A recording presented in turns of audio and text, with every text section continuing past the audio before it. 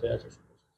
રાજકોટ મહાનગરપાલિકાના વિવિધ શહેરી પ્રાથમિક આરોગ્ય કેન્દ્ર ઉપરાંત પીડીઓ અને પીકેએચ ખાતે નોંધાતા જે IHIP છે એના આંકડા મુજબ જોવા જઈએ તો ગત સપ્તાહે રાજકોટ મહાનગરપાલિકા શહેરી વિસ્તારમાં એક મેલેરિયાનો કેસ ઉપરાંત ડેન્ગ્યુના 3 કેસ છે નોંધાયેલા છે.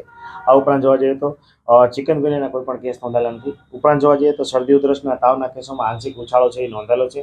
1228 જેટલા કેસ જે છે એ ખાસ કરીને શરદી ઉધરસના નોંધાયેલા છે. આ ઉપરાંત સામાન્ય તાવના 790 કેસ નોંધાયેલા છે. ઝાડા ઉલટીના 180, ટાઇફોઇડના 2 અને કમળાના જે છે કુલ 4 કેસ ગત સપ્તાહે નોંધાયેલા છે.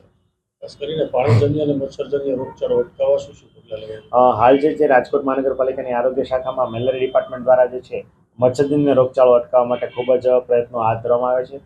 ઉપરાંત ખાસ કરીને હાલ જે સઘન ડ્રાઈવ ચાલુ કરવામાં આવી છે અનુસંધાને કોઈ પણ ઘર હોય કે કોમર્શિયલ જગ્યા હોય ત્યાં જો મચ્છરના પોરાની હાજરી જણાય તો નોટિસ ઇસ્યુ કરીને વહીવટી ચાર્જ જે છે એ વસૂલ કરવામાં આવે છે. ગત સપ્તાહે કુલ 41 જેટલા આસામી પાસેથી 26,300નો જે વહીવટી ચાર્જ જે છે એ પણ દંડ સ્વરૂપે વસૂલ કરવામાં આવ્યો હતો. આ ઉપરાંત કુલ રહેણાંકના 376 અને 197 આસામીઓ જે કોમર્શિયલ ના હતા એમને નોટિસ પણ ઇસ્યુ કરવામાં આવેલી છે.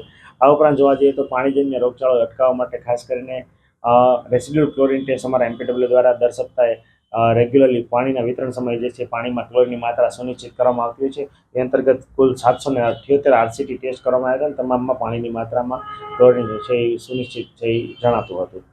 આ ઉપરાંત ખાસ કરીને અત્યારે ઘરે ઘરે સર્વેલન્સની કામગીરી પણ ચાલુ છે અને દરેક કેસ જેટલા પણ મળે એમાં કોન્ટેક્ટ ટ્રેસિંગની કામગીરી છે અમારા આરોગ્ય વિભાગ દ્વારા કરવામાં આવે છે.